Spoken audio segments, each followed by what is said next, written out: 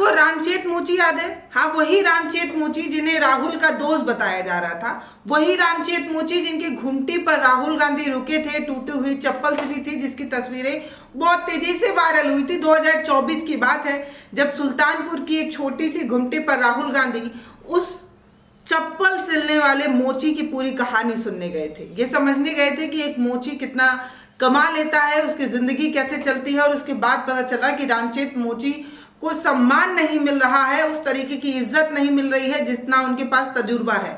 उसके बाद रामचेत मोची और राहुल गांधी की दोस्ती इतना ज्यादा गहरी हुई कि उन्हें दिल्ली भी बुलाया, अपनी बहन अपनी माँ से भी मिलाया। लेकिन आज राहुल गांधी के दोस्त रामचेत मोची की चर्चा क्यों हो रही है? उनकी चर्चा इसलिए हो रही है क्योंकि रामचेत मोची अब इस दुनिया में नहीं रहे। रामचेत मोची एक लंबी बीमारी से, गंभीर बीमारी से लड़ते रहे और आज उनकी जो आत्मा है वो परमात्मा में लीन हो गई। अब वो इस दुनिया में बचे नहीं। उनका पार्थिव शरीर जो है वो अंतिम संस्कार की तरफ बढ़ रहा है। जैसे ही राहुल गांधी को इस बात की खबर हुई कि रामचेत मोची अब इस दुनिया में नहीं रहे, उन्होंने फौरन रामचेत मोची के परिवार वालों से बात की, दुख जताया, शोक व्यक्त किया और हर संभव मदद करने की बात की। इतना ही नहीं, उन्होंने प्रतिनिधि मंडल भी उनके घर भेजा और आर्थिक मदद भी पहुंचाई। आपको अगर याद हो तो ये याद होगा कि जब वो टूटी वाली चप्पल रामचेत मोची की घुमटी पर राहुल गांधी सिल रहे थे, तभी रामचेत मोची ने एक मशीन की डिमांड की थी और कहा था कि ये मशीन उनके लिए बेहद जरूरी है और इस मशीन से ना सिर्फ उनका व्यवसाय बढ़ सकता है बल्कि जीने की उम्मीद और आमदनी दोनों बढ़ सकती है। तब राहुल गांधी ने ना सिर्फ मशीन भेजी थी, रॉ मटेरियल तक भेजा था और इसके बदौलत रामचेत मोची की वो घुमटी दुकान में बदली और दो सक्सेसफुली दुकान जो है वो चल रही थी।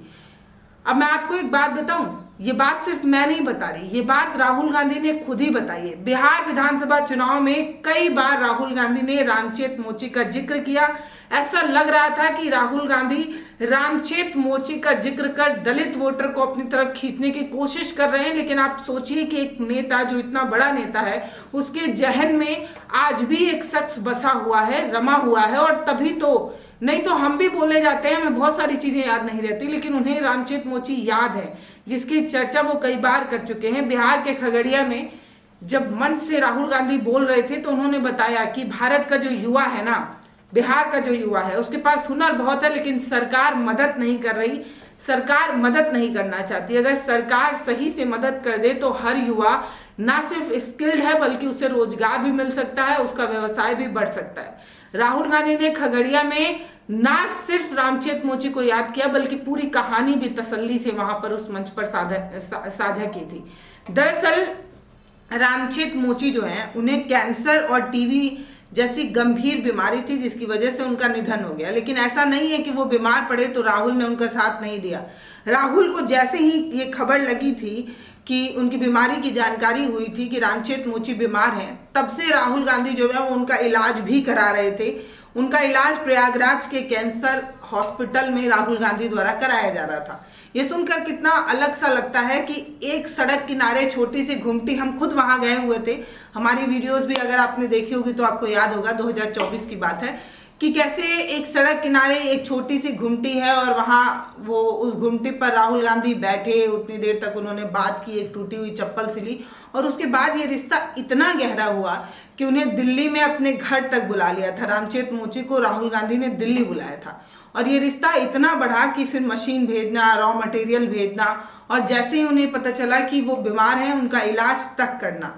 ये होता है एक नेता का वो कनेक्शन जो कई बार कैमरे पर नहीं आ पाता है। रामचेत मोची बीमार थे तो राहुल गांधी ने उनका हाथ थामे रखा, उनका इलाज तक कराया।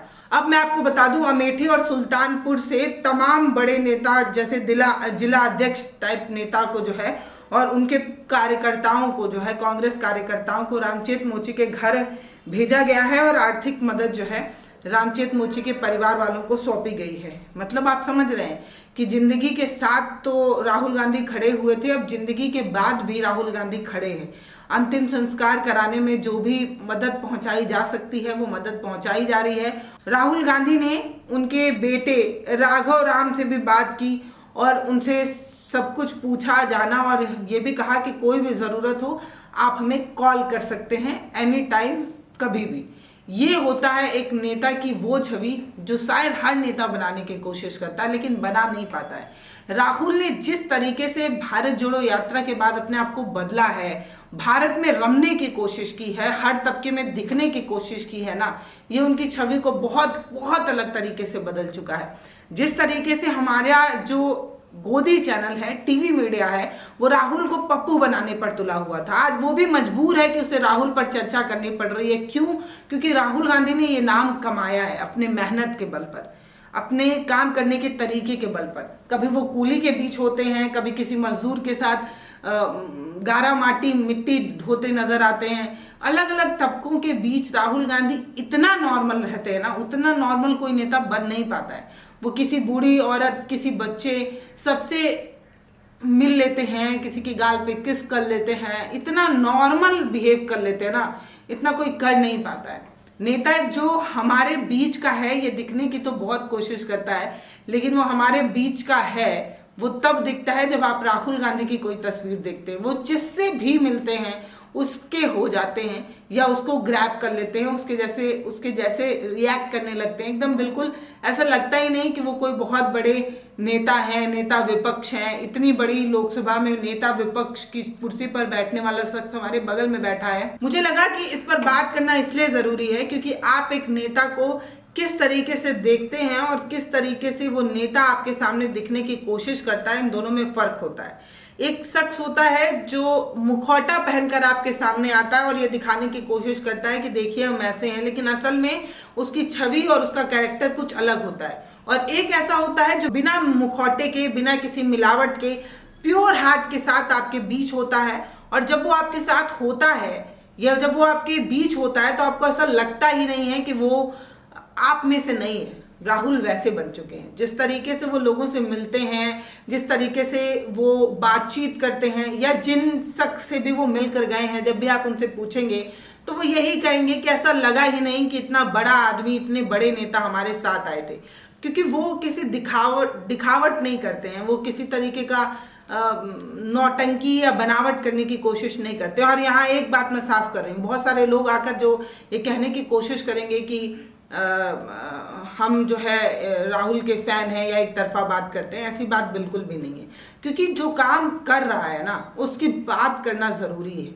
आप देखिए कि इस तरीके की चर्चा आपने इससे पहले किसकी सुनी है, या कौन ऐसा शख्स है जो एक दलित मोची की जिंदगी को इतना बदलने के लिए प्रयास कर रहा हो, या इतना बदल दिया हो कि उसका अपना भी उसके साथ नहीं खड़ा है। जब हम रामचेत मोची के घर गए हुए थे तो हमने देखा कि कैसे झोपड़पट्टी में रामचेत मोची जो है उस मशीन के साथ एक चारपाई पे अपनी जिंदगी बिता रहे थे।